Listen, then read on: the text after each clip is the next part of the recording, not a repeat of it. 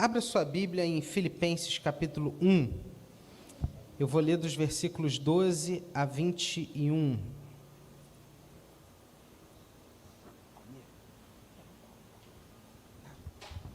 Filipenses 1, de 12 a 21.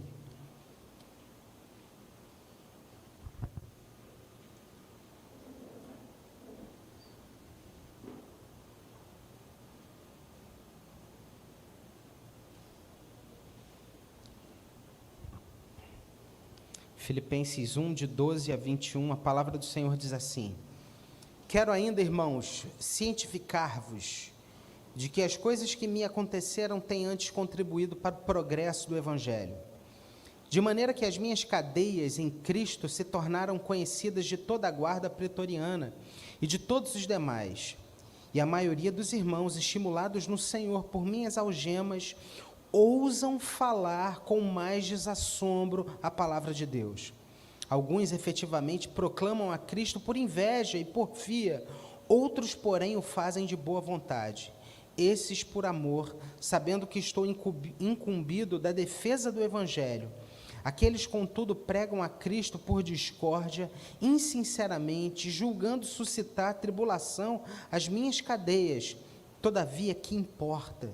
Uma vez que Cristo, de qualquer modo, está sendo pregado, quer por pretexto, quer por verdade, também com isto me regozijo, sim, sempre me regozijarei, porque estou certo de que isto mesmo, pela vossa súplica e pela provisão do Espírito de Jesus Cristo, me redundará em libertação, segundo a minha ardente expectativa e esperança de que em nada serei envergonhado, antes, com toda a ousadia, como sempre, também agora, será Cristo engrandecido no meu corpo, quer pela vida, quer pela morte, porquanto para mim o viver é Cristo e o morrer é lucro.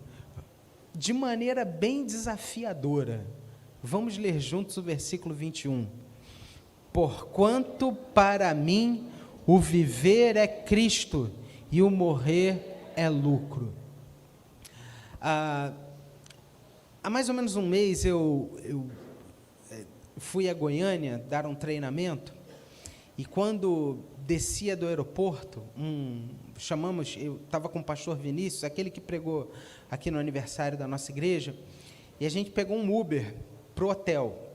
E no caminho do hotel, quando o Uber chegou, uma coisa me chamou a atenção, o motorista estava com um cinto, daqueles cintos para uma pessoa que tem problema de coluna e tal, e ele pegou a nossa mala, colocou lá atrás e tudo mais, e ele sentou e foi dirigindo.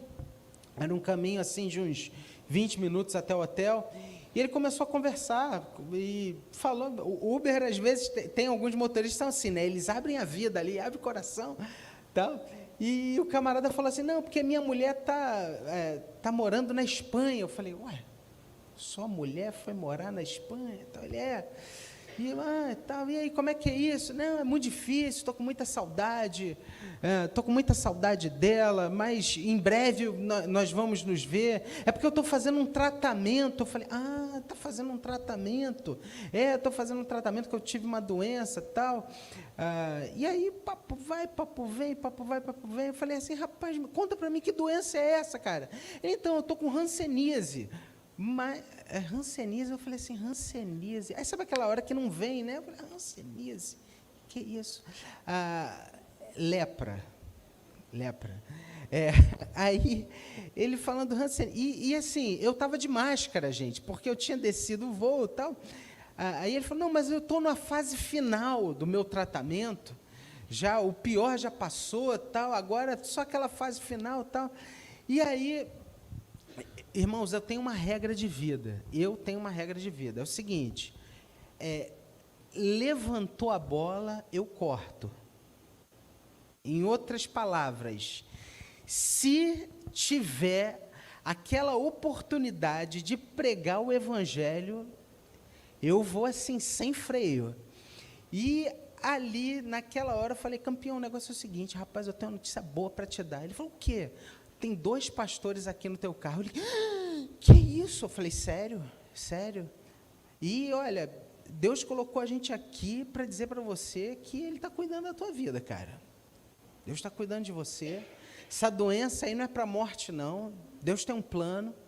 Deus vai te curar. Deus vai restaurar a tua família. Aí eu comecei quando ele falou de hanseníase, eu ainda não tinha caído a ficha de que era lepra. Mas eu imaginei, por conta da doença, a mulher foi morar fora, tal, e eu falei, olha, Deus vai restaurar a tua família, Deus vai te curar, e a gente quer orar por você. Ele parou o carro lá em frente ao hotel, a gente orou por ele, o cara em lágrimas falou assim, rapaz, sabia que minha mãe é crente, e ela ora por mim direto, e quando eu era criança, eu ia para a igreja, eu preciso voltar para Jesus. Eu falei, é isso aí. É isso aí. Aí quando a gente estava subindo o elevador, eu falei, Vini, hanseníase, ele lepra. Eu falei, rapaz, olha só. Aí sempre tem um plus, né? No dia seguinte eu fui mordido por um mosquito. Meu braço ficou uma placa vermelha. E eu falei para a Carolina no dia anterior, amor, rapaz, evangelizamos um cara com lepra. Aí no dia seguinte eu mandei uma foto para ela, um negócio vermelho, falei, amor, olha só isso aqui. Ela, meu Deus, André, por favor. A Carolina é preocupada, né?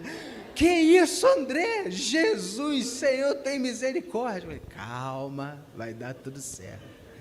Por que eu estou falando isso, gente? A gente lê um texto aqui, eu não sei se você sabe dessa história. Filipenses é uma carta que o apóstolo Paulo escreveu na prisão. Na prisão. E assim, existem coisas na nossa vida que acontecem e que não são para o nosso mal, mas que são coisas que Deus permite que aconteça para curar o nosso coração. Perdas, privações, provações, situações que Deus permite que você entre, tempestades, para que Ele possa depurar o nosso coração. Eu acho incrível, porque Paulo, nesse texto, ele fala sobre o que é ter uma vida triunfante. E como essa vida triunfante, e eu preparei uma arte aí, o Rafael Palma vai projetar para vocês, como ter uma vida triunfante aos olhos da Bíblia é completamente diferente do que muitos pensam aí fora sobre o que é ter uma vida triunfante. Nós vivemos um tempo em que as pessoas elas almejam reconhecimento, fama, notoriedade. As pessoas querem ser respeitadas, reconhecidas. Mas você percebe na palavra do apóstolo Paulo que o grande desejo dele era que o evangelho pudesse alcançar mais e mais corações. Quero ainda, irmãos, cientificar-vos de que as coisas que me aconteceram têm antes contribuído para o progresso do evangelho. Um dos grandes desafios que nós temos é de não olhar a nossa vida a partir do nosso próprio umbigo, mas é entender que nós estamos dentro de uma grande história, que é uma história escrita pelo próprio Deus. A minha vida faz parte desse grande projeto de Deus.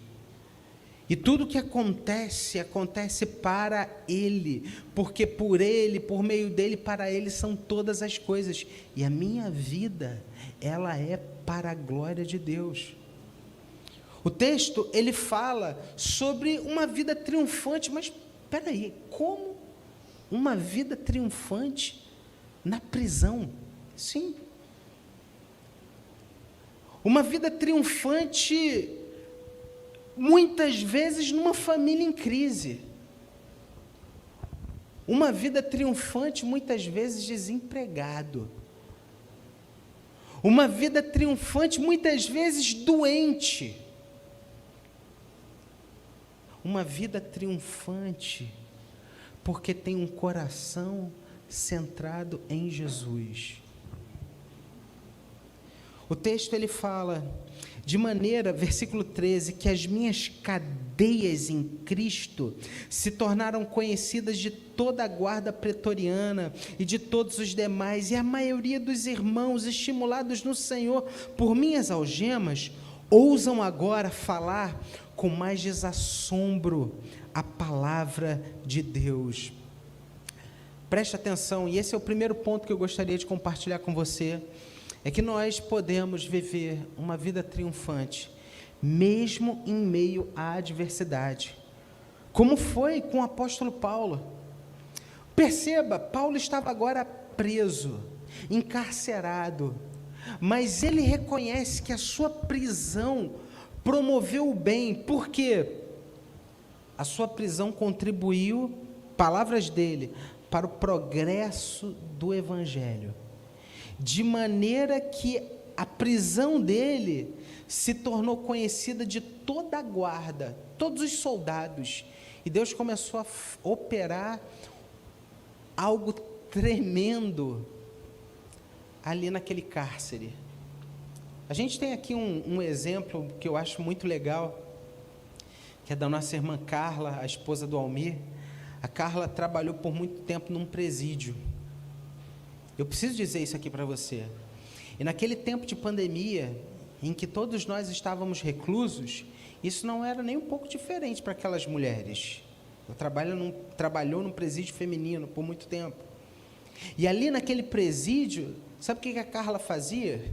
A Carla compartilhava a palavra que a gente pregava aqui na igreja com aquelas mulheres. E naquele tempo de pandemia, várias mulheres tiveram ali um coração tocado pelo Senhor Jesus. As nossas prisões, as nossas limitações, os muros que a gente tem à nossa volta, eles não são maiores do que aquilo que Deus deseja fazer na nossa vida. Qual é o muro que você tem? Quais são as barreiras que hoje, de alguma maneira, limitam o seu andar, o seu agir, o seu progredir? Entenda, nada poderá impedir o progresso do Evangelho. A grande questão e o grande contraste aqui é: o que você deseja prevalecer na sua vida? O seu eu? A sua imagem? A sua pessoa? Ou o seu grande desejo é que a mensagem do Evangelho, que a vontade de Deus alcance mais e mais e mais corações? Eu me lembro das palavras de Jesus. Jesus disse: buscai em primeiro lugar o meu reino e a minha justiça, e todas as demais coisas vos serão acrescentadas.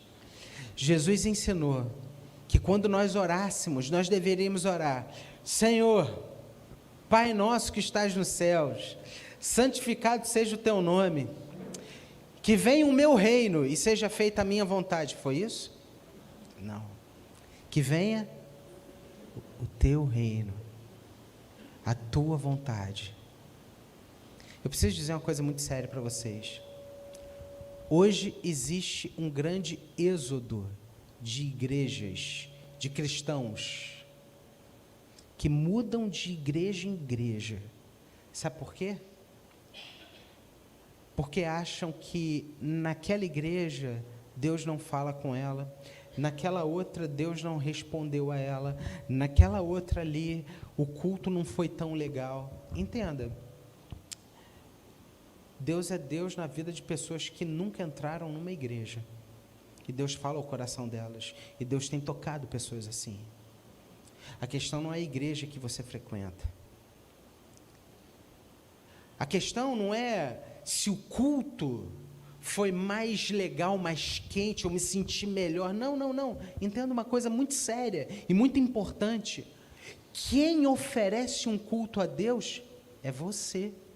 Se o culto foi frio, é porque você ofereceu uma comida requentada para Deus.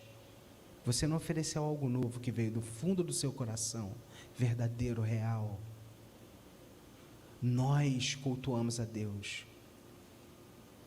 O Senhor nos chama para que nós o adoremos, para que nós ofereçamos a Ele o nosso culto, a nossa adoração.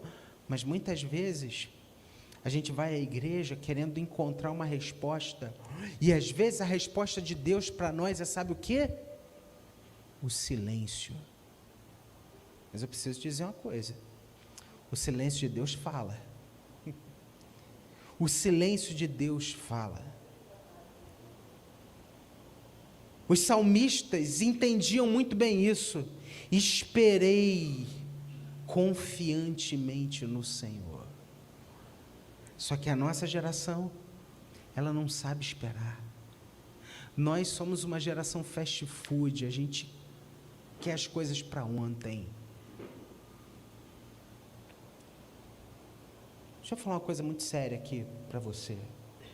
Tem coisas que talvez você esteja orando hoje, e que Deus não vai te responder nesse ano, nem ano que vem, nem no outro, nem no outro. Talvez daqui uns 5 anos, Deus resolva isso. E eu preciso te perguntar, e se Deus só te responder daqui a 5 anos, o que você vai fazer? Você vai dar as costas para Deus? Sabe o que isso significa? É que muitas vezes a gente procura o Senhor, esperando que Ele seja para nós um gênio da lâmpada, que a gente usa para atender as nossas demandas.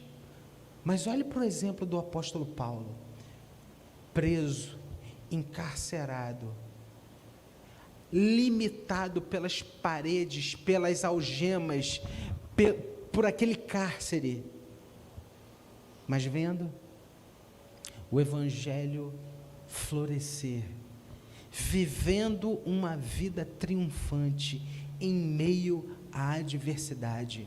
Eu preciso te dizer uma coisa muito séria: existem muros hoje na nossa vida, é verdade, muitos muros.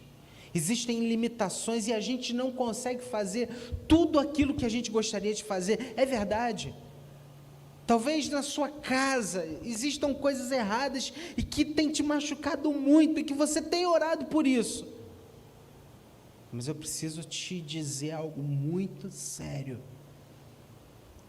Você pode ser feliz, você pode viver uma vida triunfante, mesmo diante de muros que muitas vezes estão ali erigidos à nossa volta. Olhe para aquilo que Deus está fazendo. Esteja atento, sensível ao mover de Deus. Diga assim: tudo bem, Senhor, isso não está do jeito que eu gostaria, ok, mas eu sei que o Senhor tem um tempo correto, eu sei que no seu tempo o Senhor agirá. No caso de Paulo, Paulo não saiu da prisão, mas ele viu o progresso do Evangelho, e ele diz aqui: para mim, o viver é Cristo, e o morrer é lucro. Em segundo lugar, nós podemos viver uma vida triunfante, coloca aqui, mesmo em meio à oposição, como foi com Paulo. Olha o que dizem aí os versículos de 15 a 19.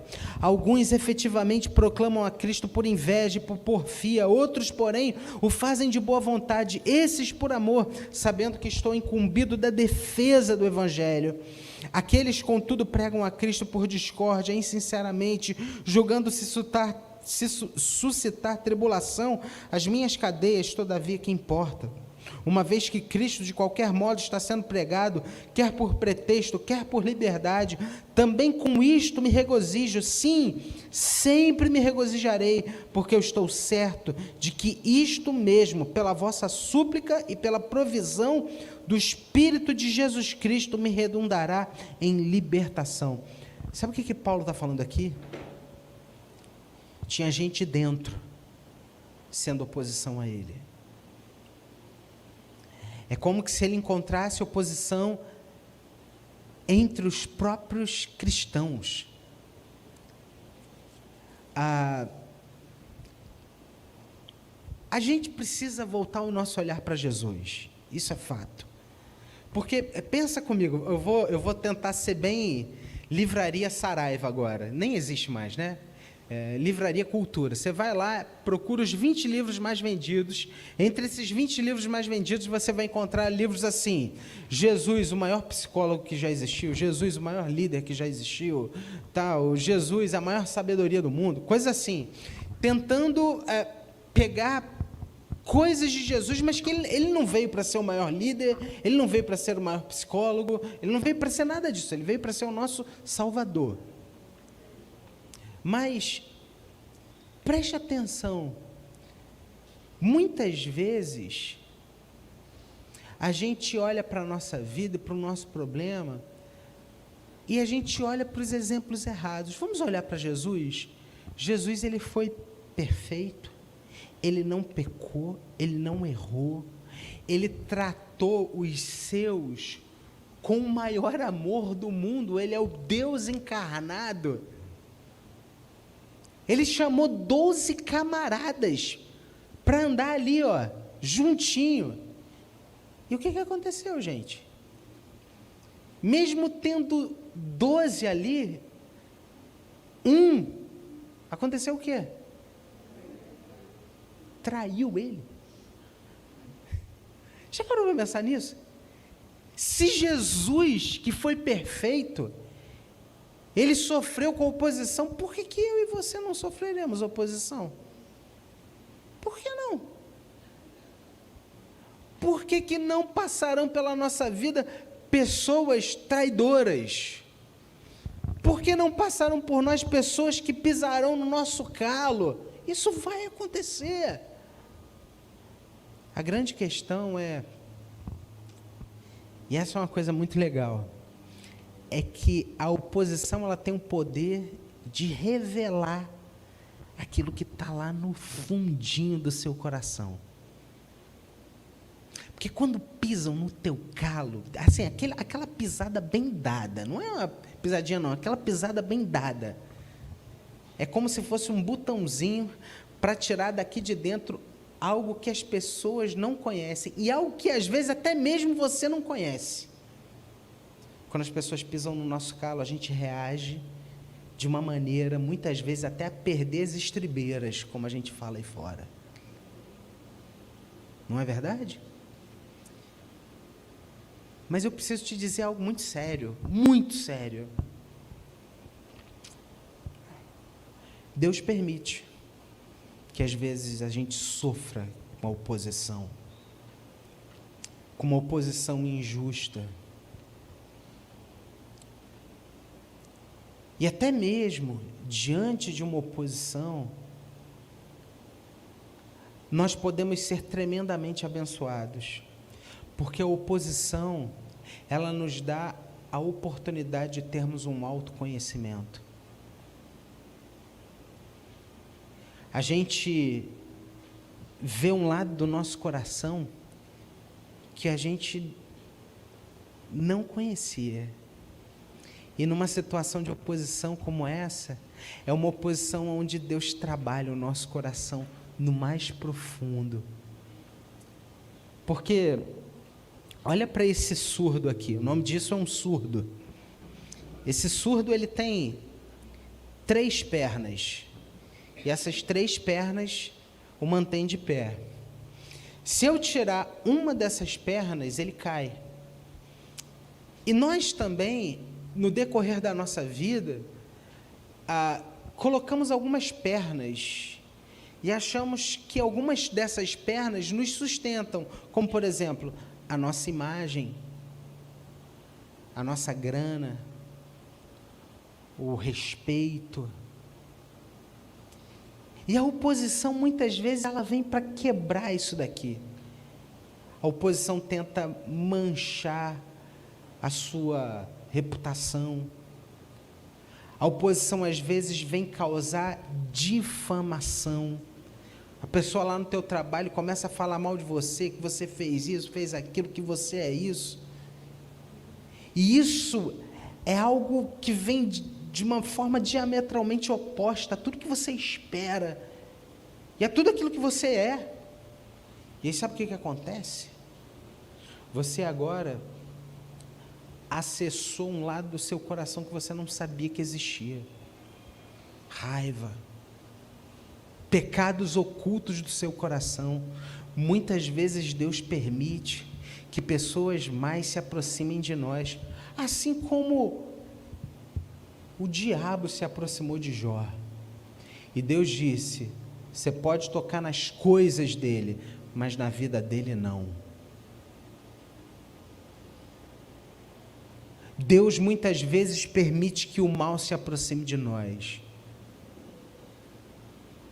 E Deus se utiliza, olha só como isso é sério e profundo, do mal. Ele permite que o mal nos toque para que os propósitos eternos de Deus sejam cumpridos na nossa vida e a gente aprenda como Deus é amor, como Deus nos ama e cuida de nós. Paulo tinha muito próximo a ele cristãos que estavam difamando o seu ministério, o evangelho, causando problemas dentro daquela igreja nascente ali em Filipos. E Paulo diz assim: eu não estou nem aí para eles, eu sigo pregando o evangelho, as minhas cadeias elas servem para que o nome de Cristo seja conhecido. Preste muita atenção, olhe para Jesus, pare de olhar para as pessoas, para as coisas, pare de olhar para o lado ruim da história, olhe para Jesus. Uma das coisas mais bonitas é a gente entender quem nós somos a partir do Evangelho.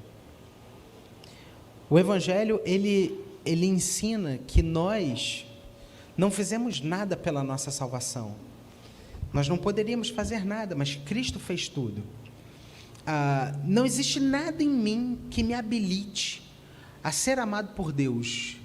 Não existe nada que eu faço, não existe nada de bom em mim que faça assim Deus olhar e dizer: não, olha, Bernardo é muito bom, quer saber, eu vou salvar o Bernardo porque ele é bom.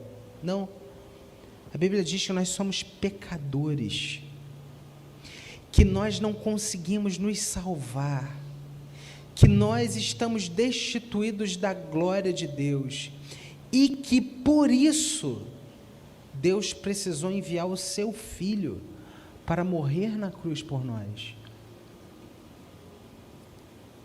Nós precisamos de um Salvador. E Jesus, por meio da sua vida, providenciou a nossa salvação. Por meio do seu sacrifício, da sua obra. E quando nós cremos em Jesus, sabe o que a Bíblia diz que acontece? Nós somos lavados, nós somos perdoados, nós somos regenerados, nós somos transformados, nós agora fazemos parte da família de Deus, nós somos aceitos, nós nos tornamos filhos, porque nós fizemos alguma coisa? Não, porque Cristo fez. Há hoje um evangelho sendo pregado, que nós precisamos tomar muito cuidado, que é assim: olha,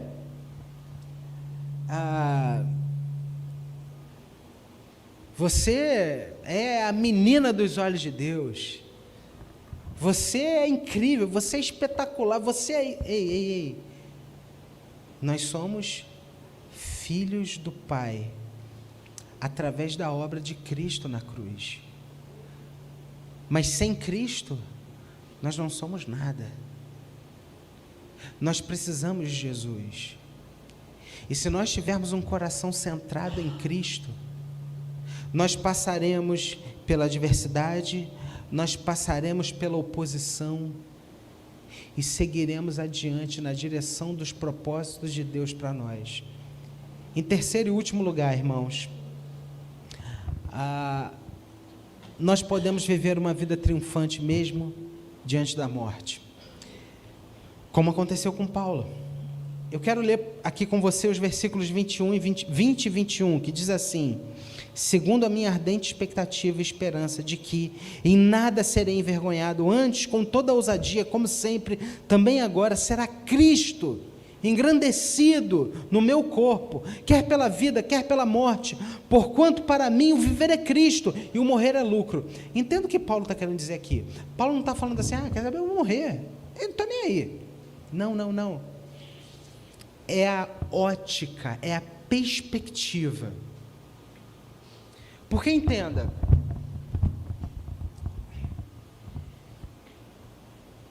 por que nós saímos daqui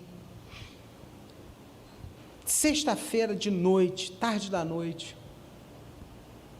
para fazermos um trabalho como a Madrugada do Carinho? A gente para, os caras deitados, são aqueles caras que durante o dia, se a gente visse numa calçada, a gente atravessaria para o outro lado. Mas por que a gente faz esse trabalho? Porque a gente sabe que nós estamos indo no poder do Espírito e que a nossa vida está nas mãos de Deus e que nada poderá nos separar do amor de Deus que está em Cristo Jesus. Quando eu tenho uma clara perspectiva de que a minha vida pertence ao Senhor, essas coisas não me abalam. Não me abalam. Sabe por que nós não somos ousados às vezes? Porque a gente acha que vai faltar. Sabe por que nós não dizimamos? Porque a gente acha que vai faltar. Sabe por que a gente ainda faz parte de uma igreja tão precária em muitos aspectos? Porque os crentes que aqui congregam muitas vezes acham que, se eles forem generosos, faltará. Sabe por que nós não evangelizamos com mais coragem? Porque a gente tem medo de ser rejeitado e do que vão pensar de nós. Sabe por que a gente não caminha sobre as águas? Porque a gente tem medo de submergir. Sabe por que a gente não vive pela fé, no poder do Espírito? Porque a gente está apegado às coisas desse mundo.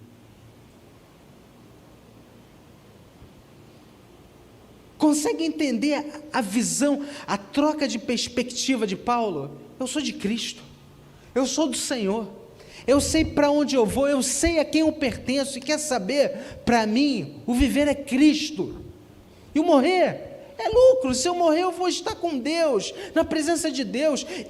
Enquanto estiver aqui, eu quero viver para Deus, eu quero que Deus use a minha vida, para que as pessoas possam entender o quanto Ele as ama. Eu não vou deixar de compartilhar o Evangelho, eu não vou deixar de caminhar pela fé, eu não vou deixar de ser generoso com aqueles que sofrem com a obra do Senhor, eu não vou deixar de aproveitar as oportunidades da minha vida, para que o nome de Deus, de Cristo, seja conhecido e glorificado. Não, o viver é Cristo. O viver é Cristo. Lamentavelmente, existem muitos cristãos que têm medo da morte. Lamentavelmente, existem muitos cristãos que têm medo da morte. Lamentavelmente, existem muitos cristãos que têm medo da morte. E por isso, não pregam mais, não testemunham mais, não caminham mais pela fé e não andam mais por sobre as águas. Gente que no passado já andou por sobre as águas. Gente que há tempos atrás viu a água do tanque se mover. Gente que há tempos atrás era leproso e que hoje foi curado, mas que não caminha mais pela fé. Está na hora de você deixar para trás o seu medo e viver a vida triunfante de Jesus. Não é essa vida triunfante onde eu me faço triunfante, mas é a vida daquele crente em Cristo Jesus que diz: eu sei em quem eu tenho crido, estou bem certo que Ele é poderoso. Para mim, o viver é Cristo, morrer é lucro. Essa é a minha perspectiva. Eu não vou encolher as minhas mãos, eu não vou deixar de caminhar pela fé, eu vou viver a vida que o Senhor separou para mim. Vamos orar? Vamos ficar de pé?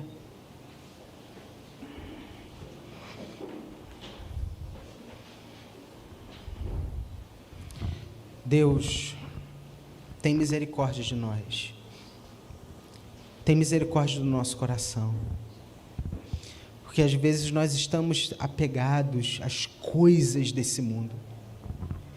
E não pregamos mais, não avançamos mais, não somos generosos, não somos amáveis, somos reclusos. Nos colocamos numa posição assim tão pequena, tão enrustida, que a gente tem vergonha de falar do teu amor. A gente tem deixado de lado essa intrepidez do teu espírito, coragem, ousadia para levar a tua palavra, para testemunhar do teu amor. Às vezes nós somos tão corajosos para postarmos coisas, mostrarmos a nossa imagem, mas nós somos tão inseguros para falarmos do amor de Jesus. Tem misericórdia de nós, Pai. Tem misericórdia do nosso coração, Senhor. Senhor, a gente quer entender de fato aquilo que somos à luz do Evangelho. Filhos amados, sustentados. Senhor, a gente não quer viver como menino agitado de um lado para o outro, mas nós queremos ter raízes profundas na Tua Palavra. Nós queremos ser instrumentos do Senhor, para que, ó Deus, quando uma situação acontecer, o Senhor possa olhar para nós e dizer: é o André que eu vou enviar, é a Juliana que eu vou colocar lá agora. Cartas vivas do Senhor.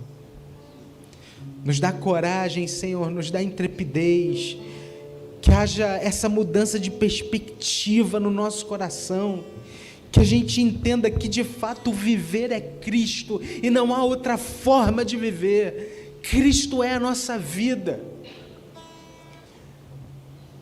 Ó Deus, existem pessoas aqui que lá atrás foram impactadas pelo Senhor, foram lavadas, foram restauradas, foram curadas, mas que hoje têm vivido uma vida morna, uma vida distante, uma vida fria, Pai, que essas pessoas possam entender que o viver é Cristo e que algo bom o Senhor deseja fazer em nós e através de nós.